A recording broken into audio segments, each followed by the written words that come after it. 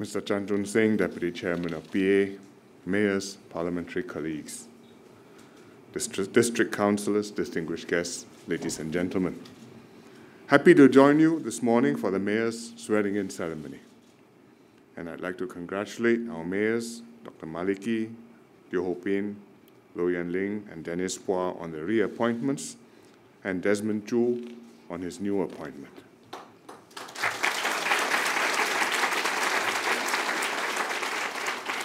I'd also like to thank Mr. Teo Salak for his contributions as Mayor and as Coordinator.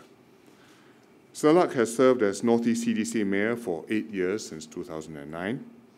He understands his residents' needs well, and he's implemented many well-received programs, including a cafe corner where residents can chit-chat over drinks and snacks at RCs, CCs, and void decks, the Northeast Community Toy Library and mobile library kiosks that children have a common pool of toys and books to share. Study corners in RCs and CCs so that students have a conducive space to study for their exams. And when he saw that working professionals needed space to work outside their homes, he set up the PMET Resource Center in Punggol 21CC, which also supports PMETs with job assistance and skills training. Salak was appointed chairman of the Mayor's Committee to coordinate programs across 5 CDCs. As chairman, he led CDCs to develop flagship programs like distributing milk powder to needy families and the Community Employment Program. Salak is returning to the private sector and is therefore stepping down as mayor and as chairman of the Mayor's Committee at the end of this term. Desmond Chu is taking over as mayor of Northeast CDC, and Hsien Loong is taking over as chairman of the Mayor's Committee. And I'm confident that they'll continue his good work. So we thank Teo Salak and we wish the new mayors all the best.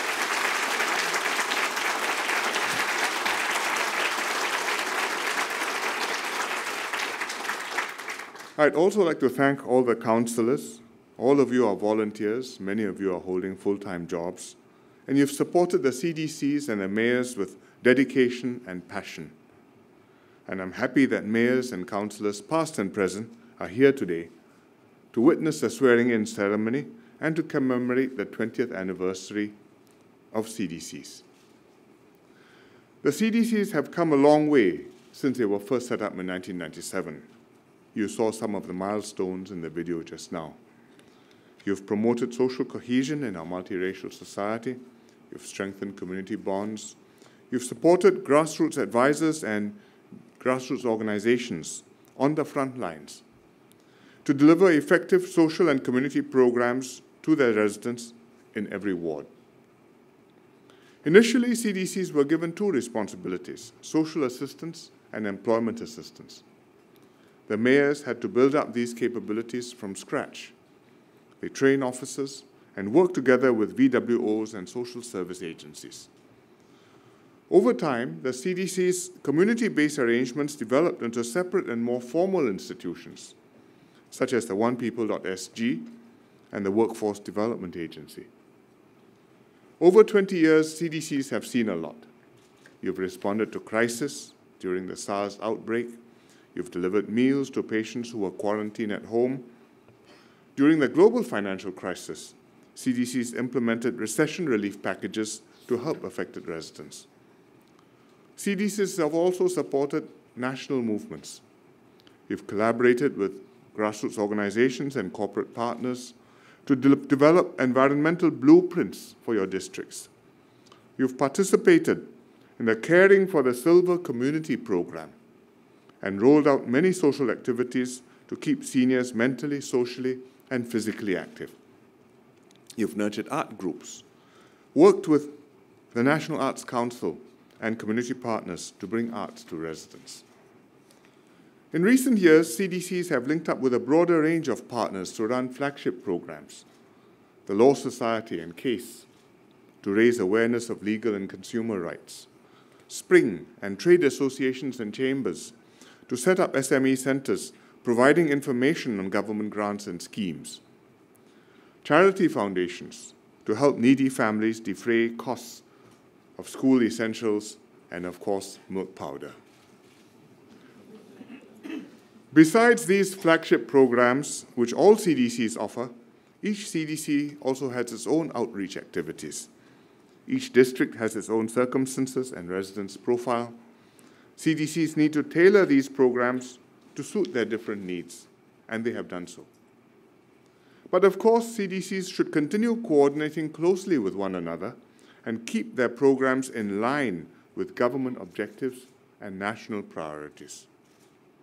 The CDC's ABC mission, to assist the needy, to bond the people, and to connect the community, which was established 10 years ago, remains relevant.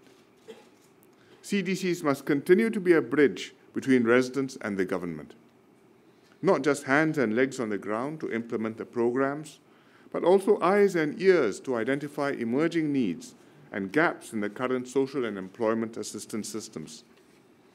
And you need to be hearts and minds too, to come up with new ideas for tackling these issues and addressing residents' concerns. And one urgent issue which we face now is worker upgrading. Our economy is restructuring and workers need to upgrade themselves. Skills Future offers schemes, pathways, and support to workers to do this. But realizing lifelong learning and constant upgrading requires not just programs and resources, because for many people, it's also a mindset change.